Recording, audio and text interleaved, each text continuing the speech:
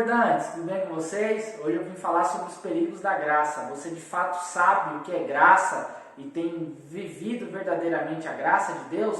Então eu convido vocês a abrirem vossas Bíblias em Romanos capítulo 3. Romanos capítulo 3, a partir do versículo 21, diz assim. O subtítulo seria Deus consertou a situação. 21 diz assim: mas agora há algo novo no horizonte. Aconteceu o que Moisés e os profetas anunciaram por tanto tempo. Deus resolveu agir para acertar as coisas sobre as quais lemos nas Escrituras, por meio do que Jesus fez por nós. E não apenas por nós, mas por todos os que creem nele. Pois nisso não há diferença entre nós e eles, ou seja, os judeus e não judeus.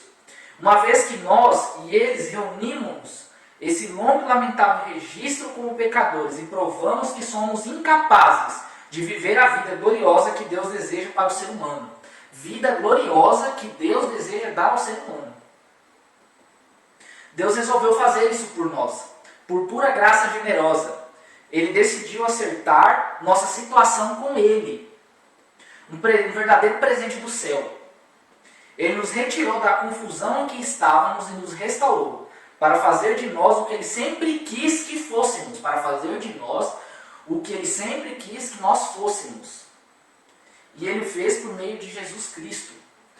Bom, graça significa favor imerecido, lá do hebraico chesed, significa favor merecido, ou benevolência, ou misericórdia da parte de Deus para conosco. E a graça só foi possível através do sacrifício de Jesus na cruz. Ou seja, Deus nos colocou nessa terra e nós, nessa terra, tínhamos um propósito no jardim. Deus caminhava conosco no jardim, mas pelo pecado que adentrou ao jardim, nós como seres humanos fomos expulsos do jardim. E ali mesmo Deus fez uma promessa, que um homem pisaria na cabeça da serpente. E por muitas gerações se esperou o homem que chegasse para pisar na cabeça de serpente, principalmente nos reconciliasse com Deus.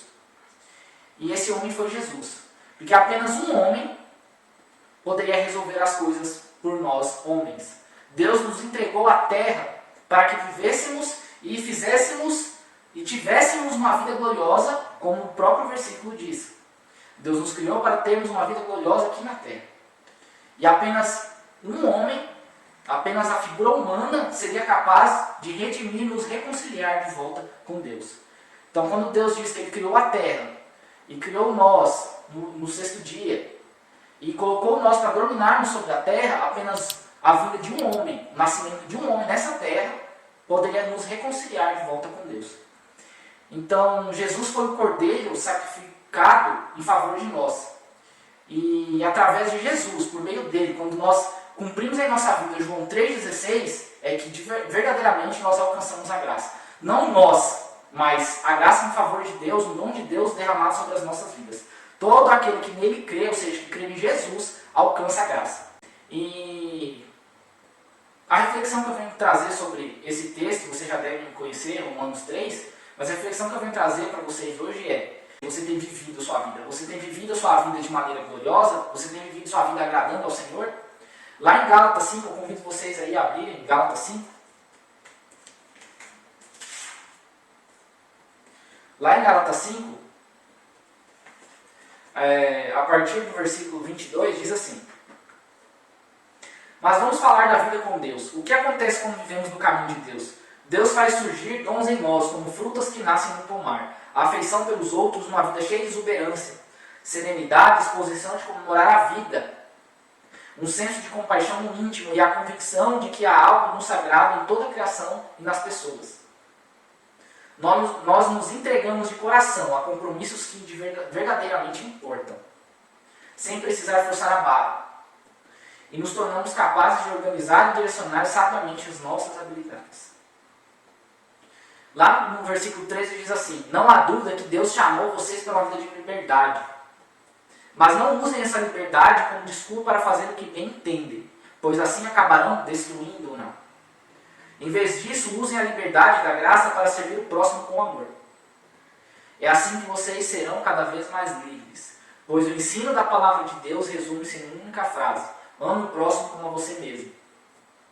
Isso é a liberdade. Se vocês vivem como cão e gato, vão acabar se destruindo. Querem perder a preciosa liberdade? Aqui vai o meu conselho. Vivam nesta liberdade motivados pelo Espírito de Deus. Só assim vencerão seus impulsos egoístas. Bom, gente, viver verdadeiramente pela graça é viver uma vida gloriosa, uma vida regenciada por princípios de Deus.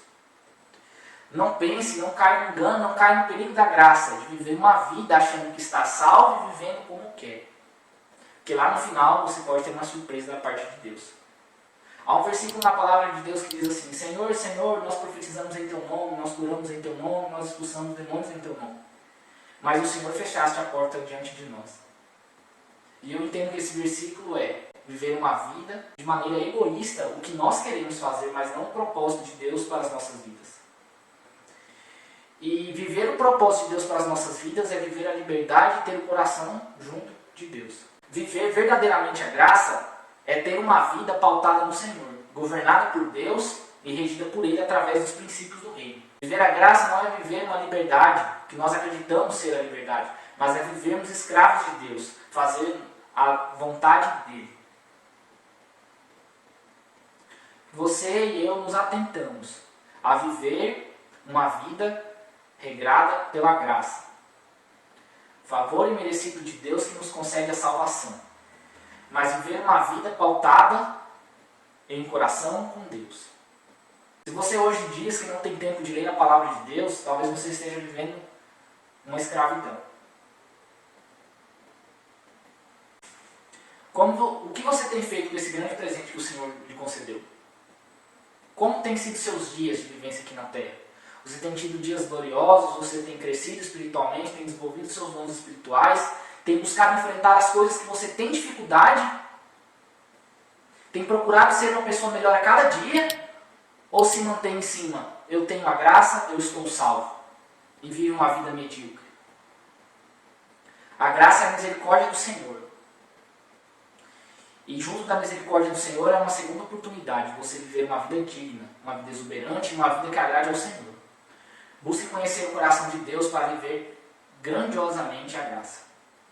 Bom, gente, eu vou ficando por aqui. Eu gostaria que vocês lessem os textos, principalmente o capítulo 3 de Romanos e o capítulo 5 de Gálatas, para que juntos a gente cresça em entendimento da palavra do Senhor e entenda verdadeiramente o que é viver a graça. Vamos juntos transbordar na vida de outra pessoa e sermos escravos de Cristo. Até que Ele venha, eu estarei por aqui. Valeu, seus transbordantes!